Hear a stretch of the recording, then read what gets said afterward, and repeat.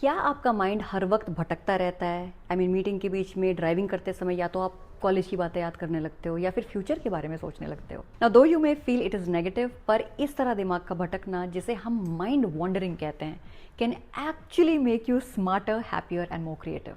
कैसे? Let's find out.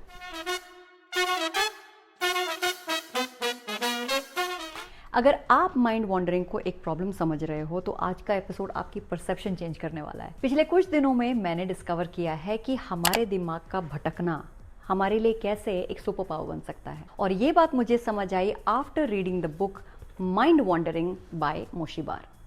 ये ऐसी पहली किताब है जिसने ह्यूमन माइंड के वॉन्डरिंग पैटर्न्स को स्टडी किया है, उसके पीछे के रीजंस को एक्सप्लोर किया है और कुछ ऐसे पॉइंट्स हाईलाइट किए हैं that has sparked a discussion amongst the intellectuals across the globe. Moshe Bar, जो इस किताब के ऑथर हैं, he is a cognitive neuroscientist जिन्होंने अपनी सालों की रिसर्च को कंबाइन किया है to highlight the pluses and minuses of mind wandering within the context of psychology, neuroscience, psychiatry and philosophy. Moshe Bar Harvard medical school के cognitive neuroscience lab के डायरेक्टर रह चुके हैं और इनकी इन डेप्थ रिसर्च और स्टडी ने रेवोल्यूशनरी कंट्रीब्यूशन किया है in the field of psychiatry, perception and cognition. For his outstanding contribution in this space, he has also received multiple awards, including the prestigious 21st Century Science Initiative Award from McDonald Foundation and Hebb Award from the International Neural Networks Society. Coming back to the book, ये book soft bound और Kindle edition दोनों में available है। The book I am holding has about 253 pages cover to cover. इस किताब के publishers हैं Bloomsbury publishing and there are some solid recommendations for reading this book. तो चलिए शुरू करते हैं आज का एपिसोड टू अंडरस्टैंड कि माइंड वॉन्डरिंग या फिर हमारे दिमाग का भटकना कैसे हमारी सुपर पावर बन सकती है। सबसे पहले माइंड वॉन्डरिंग के पीछे की साइंस को समझते हैं। इट्स नेचुरल टू थिंक कि जब हम कुछ भी नहीं कर रहे होते उस समय हमारा दिमाग स्विच ऑफ हो जाता है, बट इन रियलिटी हमारा ब्रेन कभी भी स्विच ऑफ नहीं होता है, whether you consciously realise it और नॉट। चाहे आप चुप करके कोने में बैठ जाओ या मेडिटेट करो, इवन इन दो स्टिल मोमेंट्स ना, हमारे दिमाग का एक रीजन जिसे डिफॉल्ट मोड नेटवर्क कहते हैं वो हमेशा एक्टिव रहता है। यही वो जोन है जो हमारे पास्ट और फ्यूचर इमोशंस और थॉट्स को लिंक करता है, हमारी इमेजिनेशंस को लिंक करता है। नाउ दिस मीन्स कि जब तक आप डे ड्रीम कर रहे हो, खुली आंखों से सपने देख रहे हो, एक थॉट से दूसरे थॉट पर जंप कर रहे हो, आपका दिमाग काम कर रहा है, नए आइडियाज और पर्सपेक्टिव्स तैयार कर रहा है जो आगे चलकर आपकी डिसीजन मेकिंग में बहुत अहम हिस्सा निभाते हैं। माइंड वॉन्डरिंग प्राइमरीली दो टाइप की है, एक ब्रॉड और एक नैरो। ब्रॉड थिंकिंग का मतलब है कि आपके दिमाग में एक थॉट आता है और फिर आप उस थॉट से जंप करते हो दूसरे थॉट पर, दूसरे थॉट से तीसरे थॉट पर, and during the shifting of thoughts कहीं से आपको एक ब्रिलियंट कनेक्शन मिल जाता है, किसी ऐसे सवाल का जवाब मिल जाता है जिस पर आप बहुत टाइम से अटके हुए थे। नाउ द मैजिक इज कि जितना हमारा दिमाग इधर से उधर जंप करता है ना, उतनी हमारी क्रिएटिविटी बढ़ती है। But on the flip side कुछ लोग नैरो थिंकिंग में फंस जाते हैं, मतलब थॉट पैटर्न वही है, one thought to the other but with negative thoughts. मैं इंटरव्यू क्यों नहीं क्लियर कर पाई, मेरा फ्यूचर में क्या होगा, मैं स्कूल में भी एवरेज थी, और वहां से एंग्जाइटी, नर्वसनेस, स्ट्रेस, ये सब शुरू होता है। इसका मतलब हमें अपने थॉट्स को डायरेक्शन देना सीखना होगा, अपने विचारों से दोस्ती करनी होगी, लेकिन उनका गुलाम नहीं बनना है। किताब में एक इंटरेस्टिंग और समझने वाला कॉन्सेप्ट है। इन वर्ड्स को ध्यान से सुनो।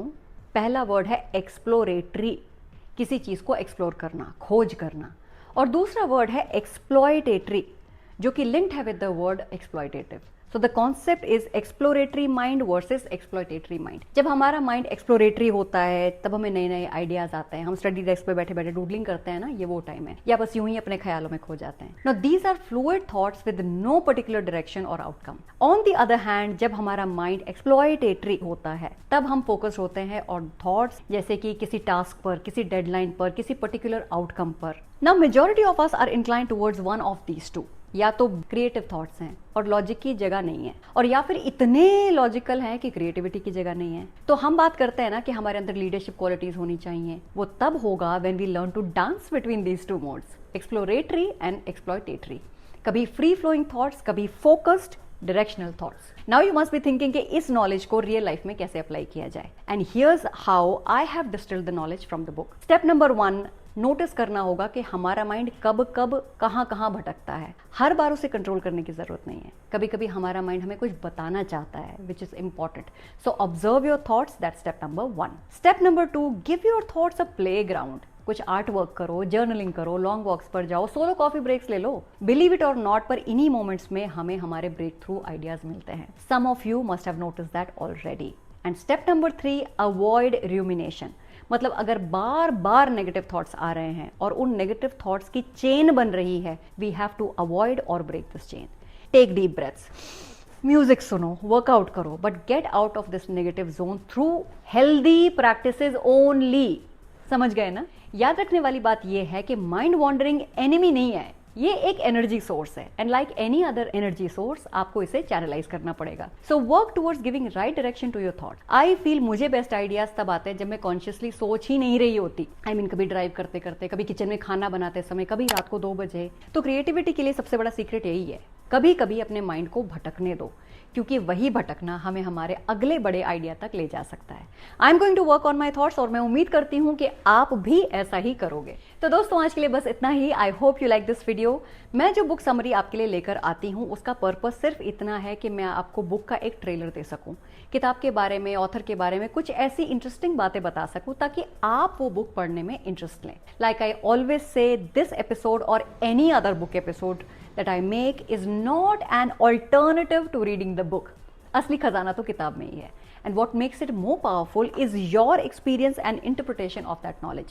So please get a copy of this book, read it, और कमेंट बॉक्स में मुझसे शेयर करना कि आपको कौन से पॉइंट्स बहुत इंपैक्टफुल लगे। Also if you are interested in more book summaries जो आपको पर्सनली और प्रोफेशनली आगे बढ़ने में मदद करें, then do subscribe to the channel and become a part of our community. तो मिलते हैं अगले मंगलवार एक नए एपिसोड के साथ, जहां मैं डिस्कस करूंगी sales fundamentals for digital marketing agencies. Episode बहुत ही पावरफुल होने वाला है, so don't miss it, specially if you are running a digital marketing agency. So see you next week. Until then अपने थॉट्स को डायरेक्शन दीजिए, दोस्तों और फैमिली के साथ क्वालिटी टाइम स्पेंड कीजिए, और सपने देखना बिल्कुल मत छोड़िए।